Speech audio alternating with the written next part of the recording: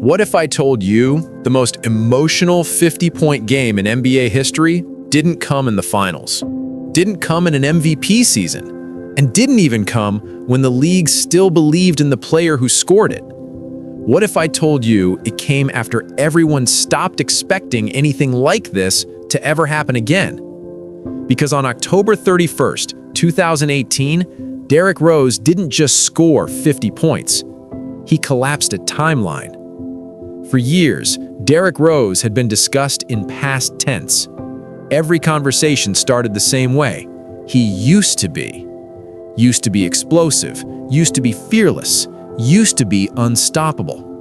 By 2018, Rose wasn't a star. He wasn't a franchise player. He wasn't even guaranteed minutes. He was on a one-year deal with Minnesota, a role player, a question mark at the end of a rotation. And that's what made this night dangerous. Because when expectations disappear, pressure changes shape. There was no media buildup, no national hype, no storyline waiting to be fulfilled, just a random regular season game against the Utah Jazz. And yet, if you go back and watch the opening minutes, something feels off. Not loud, not dramatic, just intentional. Rose's first few buckets weren't explosive. They were calm, mid-range pull-ups, controlled drives, shots that didn't ask permission. It looked like a player who wasn't trying to prove anything, which is usually when something unexpected starts to happen. By the second quarter, teammates noticed. Not because Rose was hot, but because he was comfortable. No rushing, no hesitation, no checking the bench. And that's when the crowd began to shift. This wasn't Minnesota's crowd reacting to points. This was a crowd slowly realizing they were watching something they didn't prepare for emotionally. By halftime, Rose had already crossed a number no one expected him to touch again. And that's when the game stopped being about basketball. Because once Derrick Rose started scoring like that, the question wasn't how many points he'd finish with. The question became, are we allowed to believe again? The Jazz didn't panic. They defended correctly. They switched, they contested. But Rose wasn't playing against Utah. He was playing against time, against memory, against everything that had been said quietly about him for years. Every bucket felt like it carried weight from somewhere else. By the fourth quarter, the Timberwolves were down. And that's when it hit everyone at once. This wasn't a nice comeback story. This wasn't a feel-good performance. This was Derrick Rose dragging something out of himself that had been buried under surgeries, doubt, and silence. And nobody, not the defense, not the crowd, not even Rose himself, knew where the ceiling was. Because this wasn't planned. This wasn't scripted. This was a man discovering in real time that the door everyone said was closed was still unlocked. And the most powerful part? He didn't celebrate. Not yet. Because the game wasn't finished, and neither was the moment. By the time the third quarter began, the Utah Jazz knew they had a problem. Not because Derrick Rose was scoring, but because he wasn't slowing down. This is usually where these nights fade, where legs get heavy, where the body remembers what the mind tries to forget. But Rose looked steady, not explosive like 2011, not reckless. Just deliberate. Utah tried to treat him like a hot hand. They pressured higher, sent help earlier, forced him away from his favorite spots. And for a few possessions, it worked. Rose passed, reset, let the offense breathe. That's when the Minnesota Timberwolves started to fall behind. And that's when this night crossed a line. Because when the Timberwolves went down double digits, something changed in Derrick Rose's posture. Not anger, not frustration, responsibility. This wasn't a coach calling his number. This wasn't a system bending toward him. This was Rose choosing to carry something heavier than points. The next few possessions didn't come from plays. They came from reads. A defender leaning just a little too far, a big stepping up half a second late, a window opening where none should exist. Rose took them all. A pull-up in transition, a tough finish through contact, a three that felt unnecessary until it wasn't. Each basket didn't just cut the lead, it changed the temperature of the building. The crowd wasn't cheering the score anymore. They were cheering recognition. They recognized the look in his eyes, that calm intensity that doesn't beg for attention, the kind that scares defenses because it doesn't announce itself. Utah tried switching defenders, longer arms, fresher legs. It didn't matter, because Rose wasn't playing to beat a matchup. He was playing to outlast the moment. By the time the fourth quarter arrived, the game felt unbalanced, not on the scoreboard, but emotionally. Minnesota was down. Utah felt in control. And yet, every time Rose touched the ball, the arena leaned forward, not with expectation, with disbelief. This is where the comeback began, not with a run, but with accumulation. 2 points, then 2 more, then a free throw. Nothing flashy, just inevitability creeping in. The Jazz bench stayed calm, but you could see the shift. Timeouts lasted longer, instructions became sharper, eyes stayed locked on one player. And that's the danger zone. Because when a team starts guarding the idea of a player instead of the player himself, mistakes follow. Rose didn't force them, he waited. A drive when help didn't come, a kick-out when it did, a jumper when they backed off.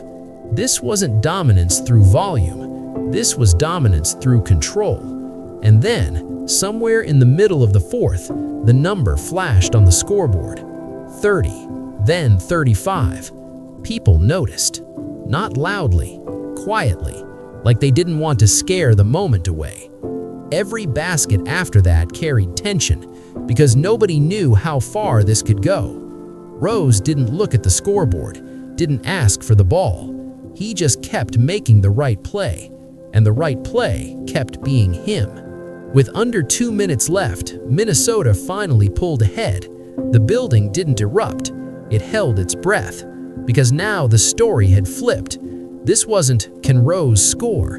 It became, can this actually happen? The Jazz tightened up, missed shots they'd been making all night, and Rose, he slowed the game down even more.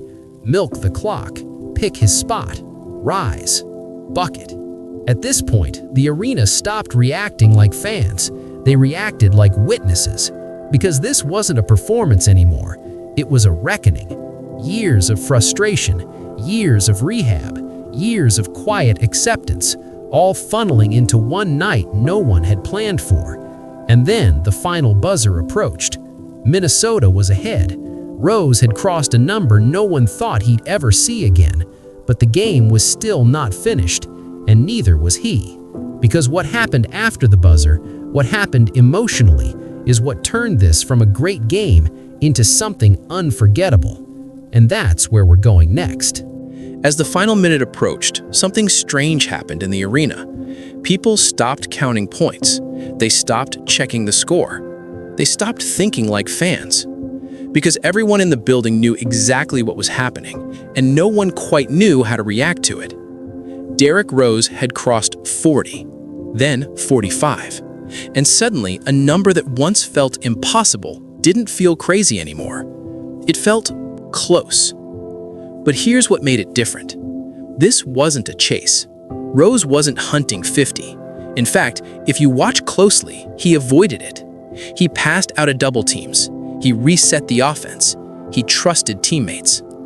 That's why this moment hit so hard. Because this wasn't desperation. It was composure. Utah still had time. They still had chances. And every possession felt like a referendum on whether this night would be remembered as something special or just a footnote. Minnesota held a slim lead. The Utah missed. Rose secured the ball. And that's when the crowd started to realize what they were witnessing. A roar began to build, not from excitement, but from anticipation. People weren't celebrating yet. They were bracing themselves. Rose crossed midcourt slowly, eyes forward, face unreadable. He didn't call for a screen, didn't rush. Just a controlled dribble like he was walking through memory. The defender stayed back. Rose pulled up. Bucket. 50. For a split second, there was silence. Not shock, reverence. Then the arena erupted in a way that felt different from anything before it. This wasn't joy alone. This was release.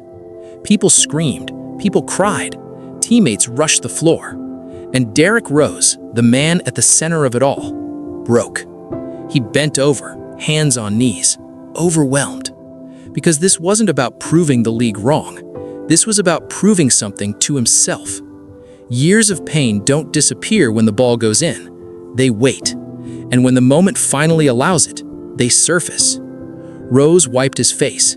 Teammates surrounded him, not congratulating, protecting. The final buzzer sounded, and suddenly, the scoreboard didn't matter. The comeback mattered less than the expression on Rose's face. Because for the first time in years, the story wasn't about what he lost. It was about what he endured. Fans chanted his name, not as a star, but as a survivor. The Jazz walked off knowing they'd been beaten by something bigger than a hot night.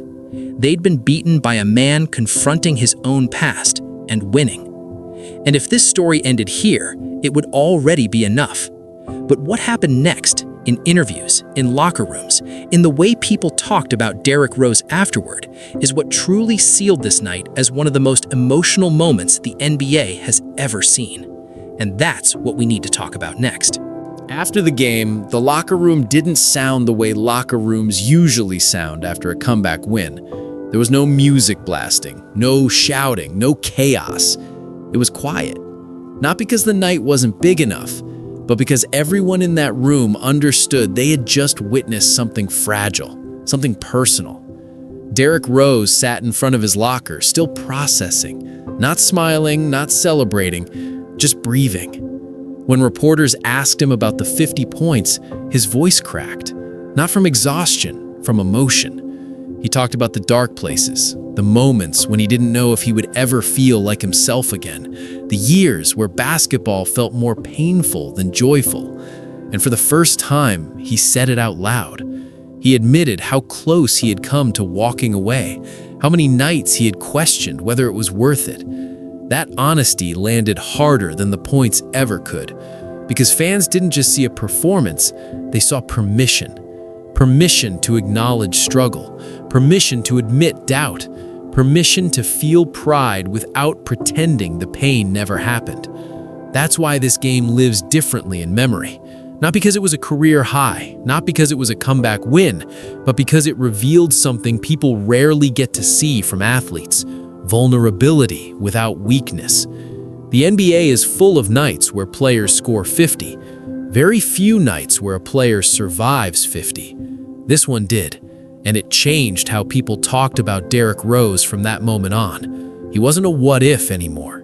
He became proof that careers don't need clean endings to matter, that greatness doesn't always look explosive. Sometimes it looks controlled. Sometimes it looks tired. Sometimes it looks like a man standing at mid-court, overwhelmed by the fact that he still belongs. Long after the season ended, people kept coming back to this night, not to argue rankings, not to debate legacy, but to feel something. Because sports, at their best, aren't about dominance, they're about connection. And on that night in Minnesota, Derrick Rose connected with something deeper than basketball and took everyone watching with him. That's why the crowd didn't want to leave. That's why teammates held him a little longer. That's why this moment still gets talked about years later. Because once in a while, the game gives you more than a result. It gives you a reminder that resilience counts, that perseverance matters, that even when the world moves on, your moment can still find you. And Derrick Rose found his.